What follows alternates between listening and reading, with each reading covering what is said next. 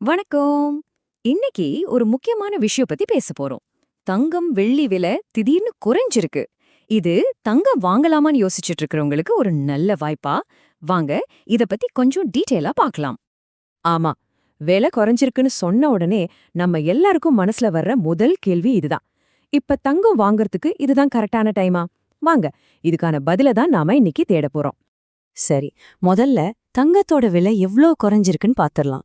இந்த சரிவு உண்மையிலே எவ்ளோ பெரியதுன்னு இந்த நம்பர்ஸ பாக்கும்போது நமக்கு புரியும். பாருங்க, ஒரே நாள்ல தங்கத்தோட விலை நல்லாவே குறைஞ்சிருக்கு.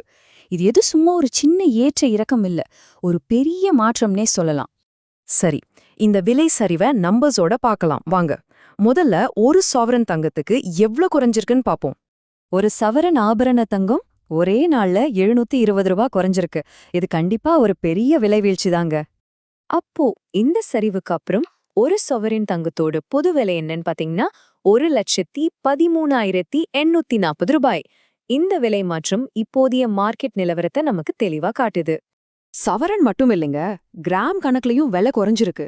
ஒரு கிராம் தங்கத்துக்கு 90 ரூபாய் சரிஞ்சிருக்கு.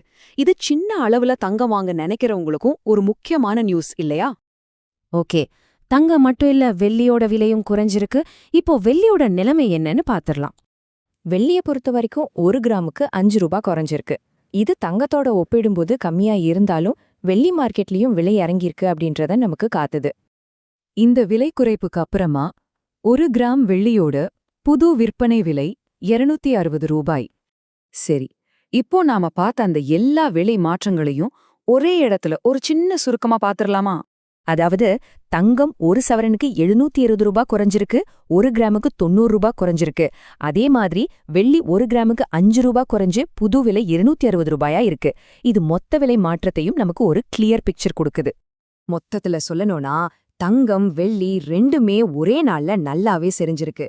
இது மார்க்கெட்ல ஒரு பொதுவான விலை வீழ்ச்சி ட்ரெண்டை காட்டுது. இப்போ நம்ம முன்னாடி இருக்கிற முக்கியமான கேள்வி இதுதான். இந்த விலை சரிவு இப்படியே தொடருமா, இல்ல இது ஒரு தற்காலிகமான மாற்றம்தானா? நீங்க என்ன நினைக்கிறீங்க? வாங்க, மார்க்கெட்டை தொடர்ந்து கவனிப்போம்.